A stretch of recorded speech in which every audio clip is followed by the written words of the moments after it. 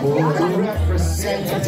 talk about love, and we're sharing love. It's just such a good thing to share to everyone. At saka, I really do believe in the saying talaga na we spread love and kindness. Kasi if we spread love, there's harmony. And that's what I really want for this generation. Kasi iba na kasi ngayon, it's really different. And you know, my goal ever since I joined PBB is to like be a good example to children, little children especially, kasi sila yung next generation na alam mo na mag-guide sa susunod na mga henerasyon. And us, we are an example. Portraying Candace, and Candace is a very, at first she's very meek because she always get bullied. Okay. But then, yun, the 4 bad boys, dumating siya sa buhay niya, and then she began to discover na her world na, hindi lang pala, okay na ako lang mag-isa. Masaya since grade 9 kami ng mga classmate ko. My first friend kasi ako si Carjen. Hello Carjen, if you're watching. Talagang nag-aaway kami para lang abangan talaga yung next na chapter kasi matagal po si Miss Tina mag-upload. Ano ba? Yeah, abang na abang kami every time. Nag-aaway kami. Wait, anong frequency ng upload? Every week? Hindi siya every week. Minsan paputol-putol si Miss Tina before eh. Minsan magkasunod na araw, tapos minsan parang the whole week hindi siya magpo-post. Oh. Tapos the next week ulit ganon. Bakit naman ganon, Miss Tina? Kasi may work din po ako. Oo naman. Hindi ko rin kayang i-full-time. Oo. Para lang sa kaalaman ng ating mga kasamahan sa press right now, nakakailang books or series na kayo nasulat sa Wattpad? Sa akin, ang pinakagusto kong character or characteristic ni Candace. Sorry, nabubulol ako. Ang pinakagusto kong characteristic sa kanya is hindi siya takot magmahal. Kasi, kahit na, alam mo, parang pinuksa na siya ng lahat. Parang everybody despise her, everybody like bullies her. She's not afraid to give love to everyone. That's why I love this characteristic sa kanya. Tsaka yung pinakamahirap siguro ay, syempre, as a learning in progress, mahirap talaga sa akin yung acting kasi this is not my talent. And, like, kaya nga sabi ni Direk Benny, thank you kay Direk kasi pina-assignment niya talaga sa amin talaga na, ikaw binubuli ka, low yung confidence mo, dapat ganito ka, ganyan. So, it helps, parang na-embody mo din yung, yung pagiging na, parang, ang sakit na, ba't ganyan? Ba't ganyan yung trato sa akin ng mga tao? Wala naman akong ginawang masama. And I just wanted to share love. So, parang, kaya doon ako parang na-attach din ako kay Candace. Tsaka, when I talk about her, I get emotional. I don't know why. Because she's just full of love. And I know if totoong tao si Candace, thank you to Miss Tina for writing her. Because she's such an inspiration sa amin. Especially nung grade 9 ako kasi baka that's when I siya, started kaya siya reading The 4 Bad Boys and Me. It's just, it just show na parang, wow, how beautiful the world will be if we look at each other eye to eye where there is compassion. So, ayun. Kaya love na love ko si Candace. I wanted to clarify here because yung sinishare mo now, Angie, is it coming from a personal experience that you were bullied before? I mean, I got bullied, yes. Even now online, like, I would talk about it. Even now online, like, it's there and it's real. And the book, it shows na dapat nagsho-show tayo ng compassion sa lahat. Dapat nagsho-show tayo ng love sa lahat. Kasi hindi lahat deserve yung hate. And everybody deserves to be loved, deserves to be respected. And bullying is a no. So, to all of the bullies out there, I hope that you would find love. Kasi deserve mo din yun. And, I think the bullies need love the most. Because if wala yun, parang, I've been there, parang nakakapagod kasi mag-hate. Baka ma-drain kayo. So, I pray to God that He will, bless you with love, with kindness in your heart, and whatever is missing, He will bless it to you. So, Alright, thanks. You know what? First of all, ito yung similarities ng lahat. Sorry na, nabubulol. But, yung similarities ng The 4 Bad Boys, well, I am stepping out on my zone, in my comfort zone, in my bubble, I wasn't afraid to go out because they make me comfortable. Kasi ang bilis nilang katrabaho, ang gaan nilang kasama, and then there's this parang energy na it's just really attractive and it's really warm na it makes me feel like, although na I'm working, it makes me feel like, you know, I'm hanging out with my friends, na parang feeling ko talaga estudyante din ako, feeling ko din talaga na parang, grabe, mapapagano na lang, kung sa isip ko, mapapagano na lang talaga ako na, wow, these people are so kind, and you make me feel so warm, and I'm so blessed to have them. Grabe, ang bait ni Lord.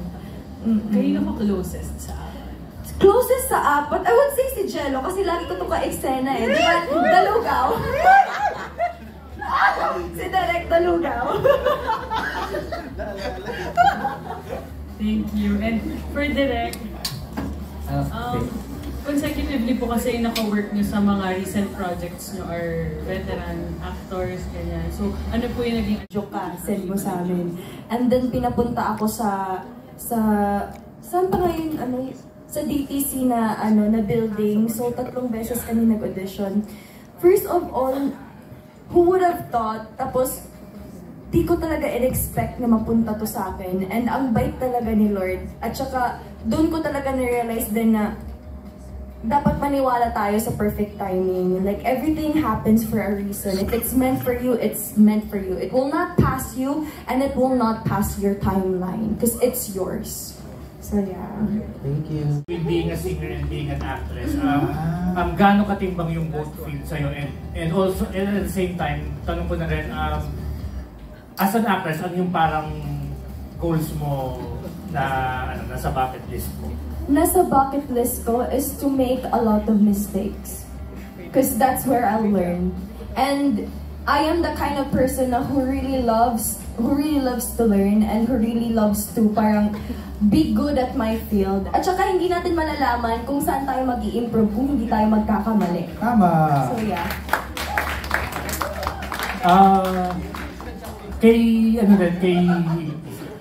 Parang ready si Angie sa mga pageant answers tonight. and kay Tao. Masaya din pala na, you know, I'm getting to learn the world like with the people who are important to me, and I'm getting to learn the world na I am fiercely and I am boldly out there, na I'm not scared. Hindi siya scared sa mga discrimination ng iba kasi lagi siyang nabubuli nga kasi pangit siya, bruha lagi yung buhok niya, wala siyang ayos, ganon. So, parang ang saya na kasi it really happens in real life. I was about to say, yeah, it's a relatable experience. Diba? Yeah, because everybody, may mga tao talaga na nabubuli, and this is a good book din na to read on na, we have to be gentle and we have to be good din to others because we don't know what they're going through behind. Tama. So, ayun, it's such a great story and I love Candace so much. Eh si Jadon, bully ba? Ano ba? Bully ba yung character mo dito, Jello? Medyo bully siya. Kumbaga si Jadon yung leader ng pack. Kung makikita niyo siya at first, sobrang tough, sobrang masungit, suplado, pero may bubog siya na kailangan niya maintindihan kung bakit mataas yung walls niya sa mga ibang tao. And kumbaga sa ending yan, kailangan niya na panoorin kung ano mangyayari kapag nagmahal na siya. Oh, so love will change his his life or perspective or mood, okay. Diba? Okay. Eh si Marky, ano ba? Bully din ba si Marky? Si Marky naman po, well, he's part of the 4 Bad Boys, pero I personally like to think of Marky, at least in the version na sinulat po ni Direk Bene, as yung parang anchor ng 4 Bad Boys. I think Marky kasi is more observant, he's more quiet, mas tamed yung kulit niya. But I think in a way, kung kasing kulit lang ni Marky yung 3 boys, if he's as aggressive as River or as kasing kulit ni Troyer, kasing sungit ni Jadon, I think the 4 boys would just be too much. So I like to think of Marky as the anchor. He's also a risk taker. I think he's really motivated by chance and that 50-50 thrill of not really knowing what's gonna happen, and that's in a way parang naging story engine ng movie na to. For reasons na hopefully you will find out if you do watch the movie. A lot of the events of this film start because of Marky's obsession with chance, siguro, or gambling fate, siguro po. So, we keep on reminding everybody that this is a movie, ha? Isang upuan to, panonoorin ninyo. Hindi ito yung parang you're gonna wait for another episode next week. Hindi ganun. Isang upuan, napapanood nyo na agad to. Yes, po. Thanks, Harvey. Charles, anong sabi niya kanina? Masungit si Jayden. Aggressive. Si Charles naman siguro is the most aggressive out of all the boys. Isa rin siyang bully, pero kay Candice lang. And that's because he is the older brother of Candice. And it's more of tough love towards Candice. Parang hirap maniwala na bully ka eh. Kasi parang at Mr. Green Flag nga ang tawag sa iyo eh, di ba? Makikita niyo sa movie.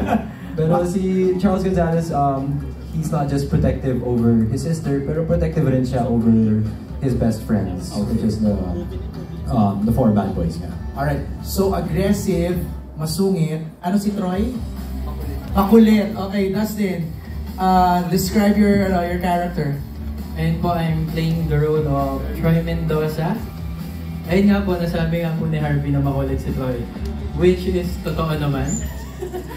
And ayun, dun din ginawa ni Direk yung character ni Troy kasi dun niya nga nakita na ayun, kung sa akin na sobrang kulit ko. And makapanood nyo din po doon kung gaano ka-lover boy si Troy. Oh! And so sa grupo na ikaw yung lover boy? Opo. Okay. Actually, hindi lang po ako kayo din. Ikaw yung mas open. Ay po, mas open ako. Then kasi grabe siya pong mag-ano sa girls. Okay. Doon siya bully. Ayun talaga. Flirt! Opo, flirt. Okay. Pero, Chick boy! Ayun po. Yan. Okay. Thank you, Dustin. Ikaw, Brent, party ka ba ng bully group? Siyempre kung may four bad boys, may one good boy. Yun po yung character ko doon. So good boy yung character ni Brent na si Sean. We'll see. You'll have to find out. Yun yung kailangan na malaman. Kung good boy ba talaga. So parang medyo